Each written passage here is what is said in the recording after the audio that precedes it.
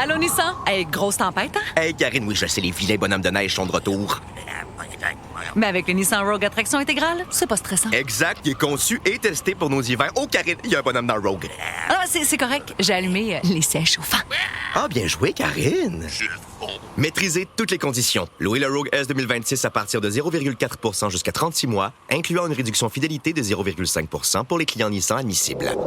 Jusqu'au 2 mars, sur approbation de crédit, les conditions s'appliquent. Détails chez Nissan. I don't know about you, but it was yesterday morning, and I'm doing this show, when I get an alert on my phone, and then the TVs start going bananas. Martial law declared in South Korea. A dramatic turn of events in that country, where President Yoon Suk Yeol now faces an impeachment motion after his controversial and abruptly rescinded declaration of martial law. So I'm seeing all of this chaos happen in South Korea, and I immediately think of the former producer of the Elias Makos show, who now lives in the country. It's our pleasure to welcome back Marissa Ramnanan onto the air. Hi, Marissa. Hi. So, Marissa, first things first, before we get into what's going on in South Korea, just refresh my memory. I seem to recall you left us here at CJAD. You abandoned us here at CJAD, but with good reason. You were going to go to South Korea, and now it's been a while. Was it always the plan to go to South Korea, go to Seoul, and stay there? Honestly, no. My original plan was to travel throughout the country and then travel throughout Asia and then come back home probably within like 6 months or a year. Uh-huh. But I fell in love with it over here and I decided to stay. I got a job. I've been working as an English teacher. And, apart from last night, if we talked before last night, I would say my life is amazing.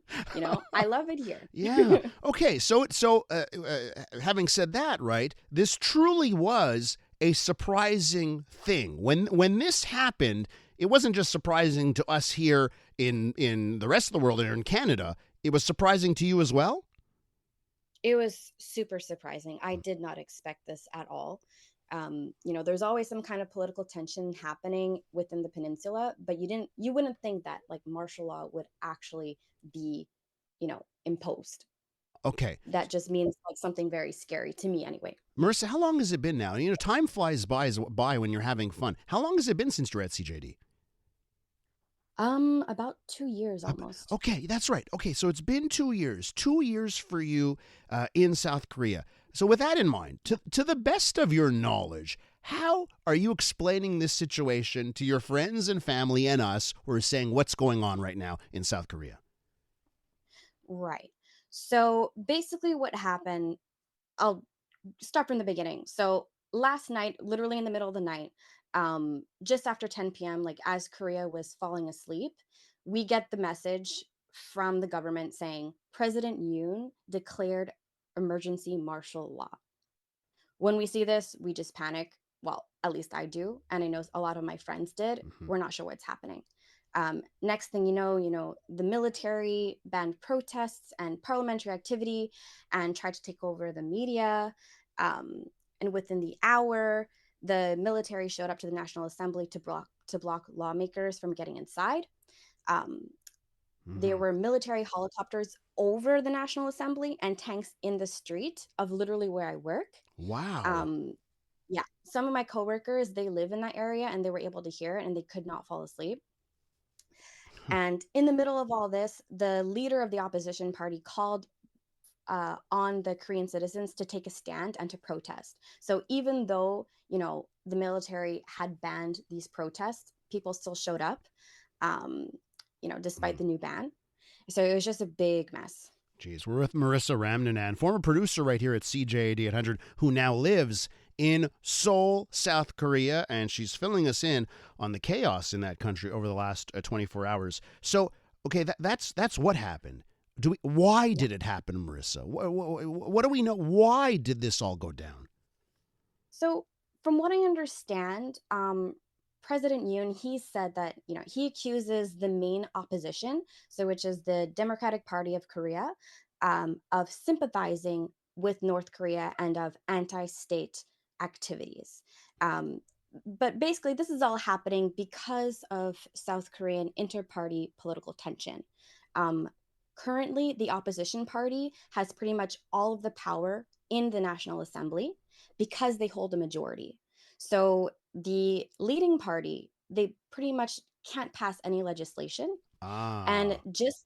yeah, exactly. And just last week, for example, Yoon's proposed budget was cut by $2.8 billion for last year. For Mhm. next year. Mhm. And so he's saying that because of all this, you know, he doesn't really have that much power. And I quote, through this emergency martial law, I will rebuild and protect the Free Republic of Korea, which is falling into ruin. Oh, and wow. He also said that since his party came into power, multiple members of his party have been impeached. Um, Hmm. yeah, Okay, so all of this is happening. Yeah. so this is happening as Korea, as you put it, right, falling asleep. Tell me about the morning after. How's the morning after martial law? And of course, all this is seemingly blown up in the president's face. Tell us about that. Yeah. So the morning after, because you know, the lawmakers ended up getting into the building, right? And then it was quickly shut down, right? Mhm. It was quickly shut down and it was struck down. So within like 6 hours, it was taken down, and you know, we no longer had martial law. But what was really bizarre to me was that, the morning after, work was still happening. Mhm. Like it was pretty much just business as usual. And Yeah.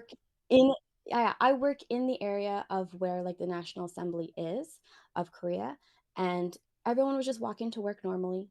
Hmm. No one seemed like phased by it whatsoever.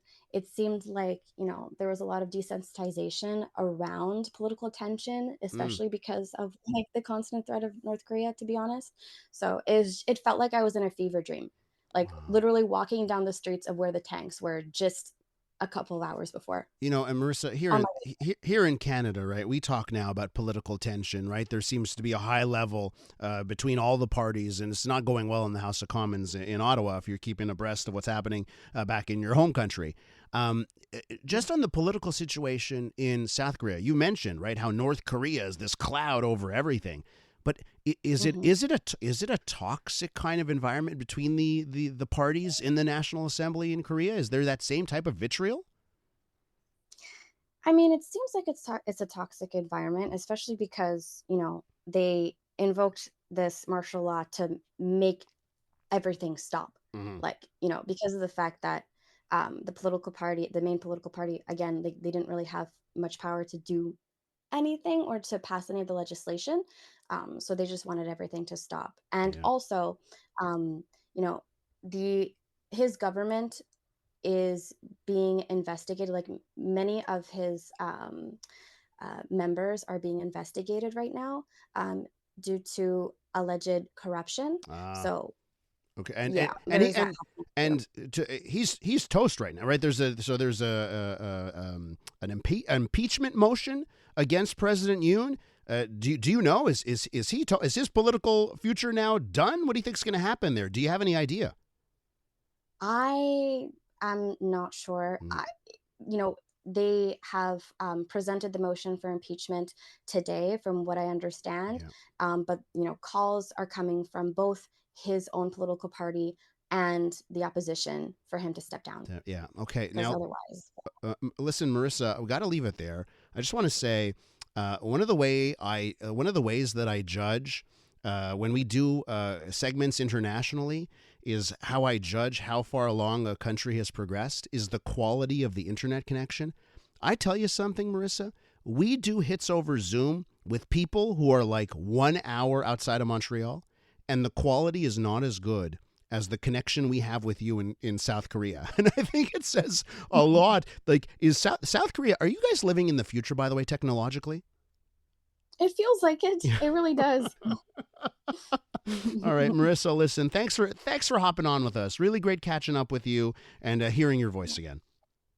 Yeah, thanks so much for having me. That's Marissa Ramnanan from Seoul, South Korea, former producer right here at CJAD 800.